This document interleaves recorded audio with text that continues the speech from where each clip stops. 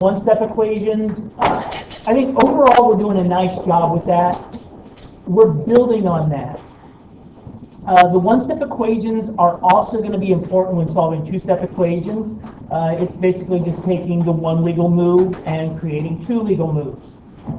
One thing that we're going to be doing a lot more of in two-step equations is recalling in the past when we did the combining like terms, when we were doing distributive property. Those are now going to be part of our problem solving, which is, as of right now, an area of weakness for us as a team. Let's look at a first example. The first example I want to give you is going to bring back a little bit of the hands-on equations that we did earlier in the year. This is an equation, has an equal sign, and if I asked you to represent this, you could represent it using our blue pawns. So if I've got three x's and a 1 on one side and a 3 on the other. It's like having three blue pawns, a number cube 1, and then on the other side having that 3. And then we just make legal moves. So if we were given a problem like that, a legal move would be to subtract, take the 1 off of this side, take 1 off of this side. So then you would have 3 blue pawns. Oh, let me change that to a 13. That'll make more sense. And then on the other side, you'd have a 12.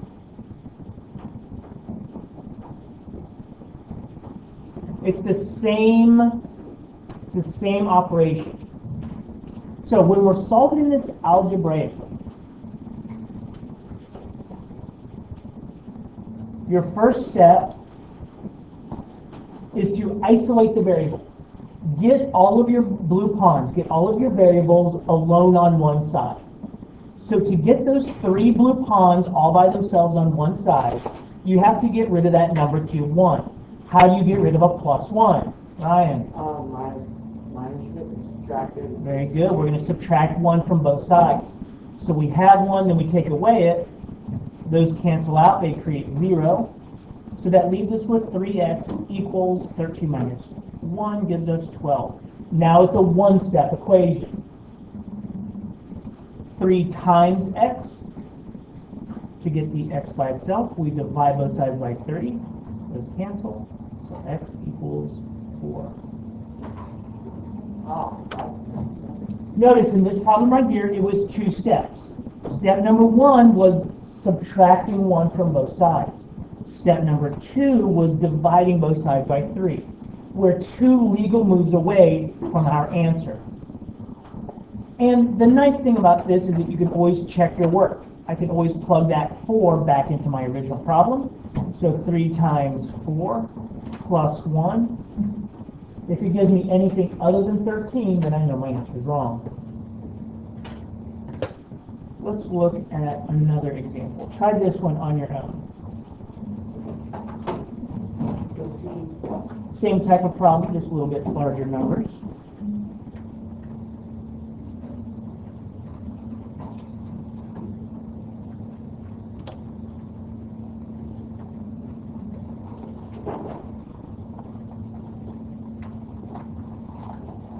So it's going to be the first step in getting the variable alone.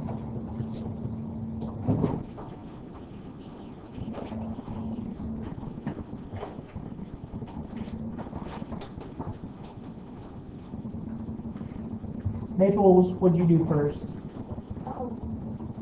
Minus 42. Very good. Subtract 42 from both sides. That's going to be our first move. That'll get our 7y's all alone on this side. 21 minus 42 gives us a negative 21. Now what do I do?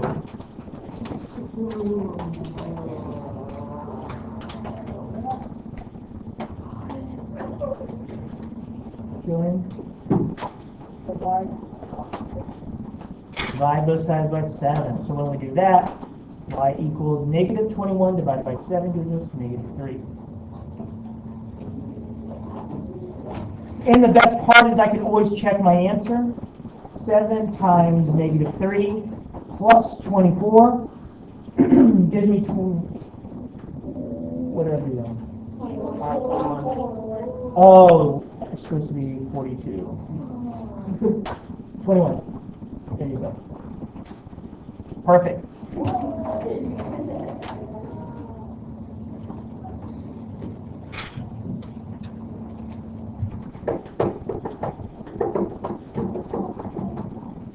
Try this one.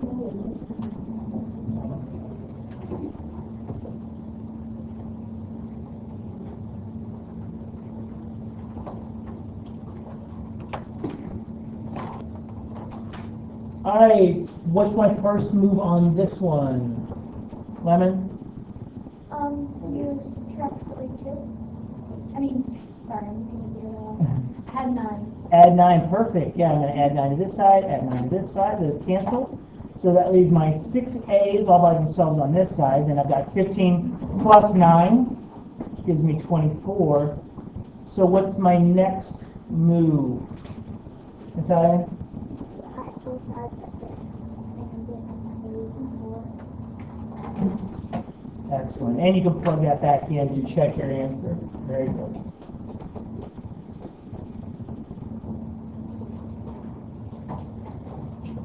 There are going to be times where we will have division instead of multiplication.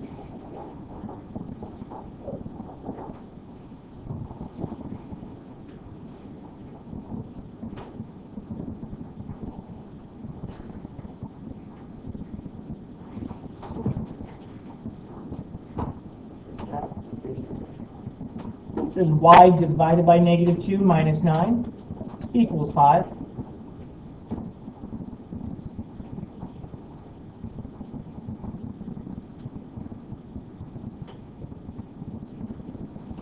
So we have to get those y's by themselves. Got to get rid of the minus 9 first. How do I get rid of a minus 9, Ben? To get rid of a minus 9? Yeah, I'm going to add 9 to both sides. Those are going to cancel, so then that leaves me with y divided by negative 2 equals 14.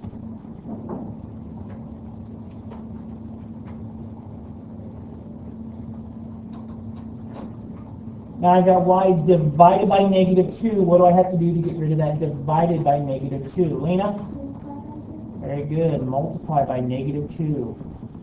Remember, you're multiplying by that number. So if it's a negative 2, you multiply by the negative 2.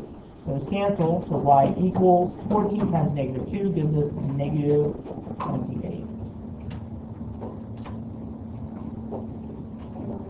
Think of it as you're always kind of like deconstructing a building. Like think of it as like demolishing a building, right? So like if you start here at the foundation, you could multiply both sides by a negative 2, and it'll give you that equation right there.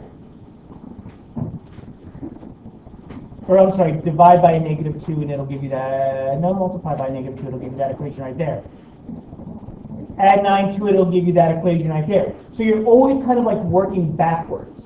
So when you're working it down, you're kind of like deconstructing it, taking all the pieces apart until you've got that foundation, the y by itself.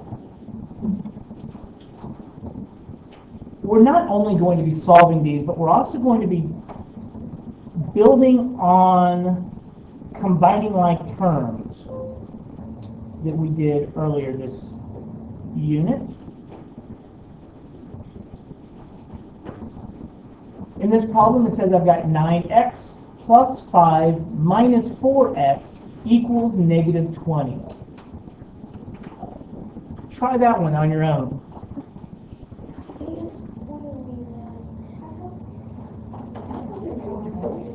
A hint for this problem is we have to combine like terms before we can solve it. I've got 9x's there.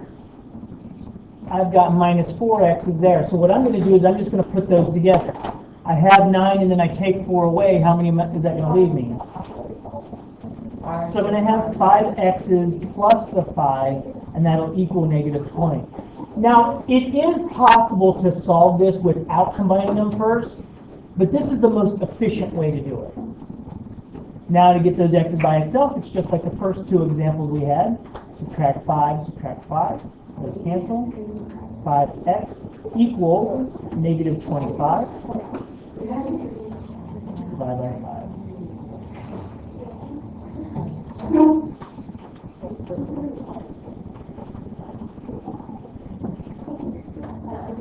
All right, let's look at one more example.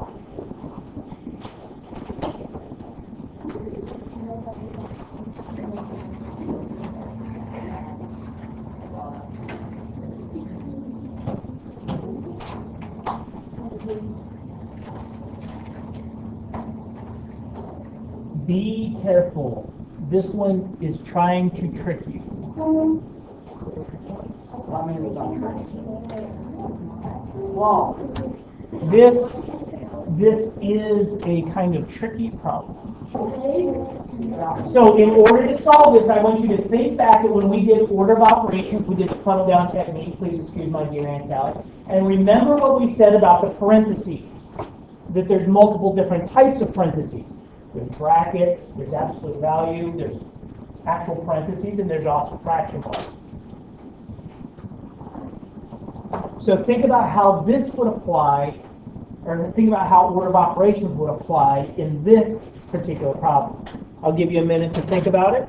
If you'd like to work with the person sitting next to you, you can. You ready?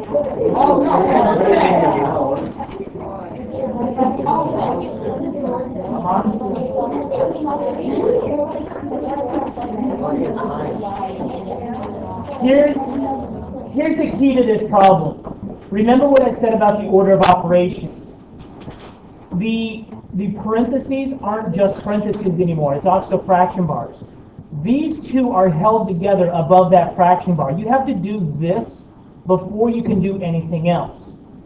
So these are essentially held together. You have to get rid of the divided by 4 before you can do anything with the 13. How do you get rid of a divided by 4? Multiply by 4. When you multiply this by 4, you have to multiply the other side by 4 also. Those cancel, and that leaves you with x plus 13 on this side.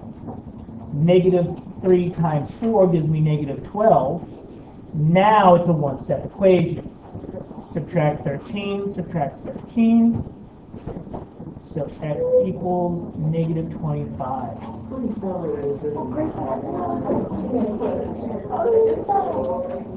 And remember, the nice thing about these problems is that you can always check your work. So I've got x, which is negative 25, plus 13. Those have to be in parentheses because they're above the fraction bar. Divided by 4. If it gives me anything other than negative 3, my answer is wrong. So I know I'm right.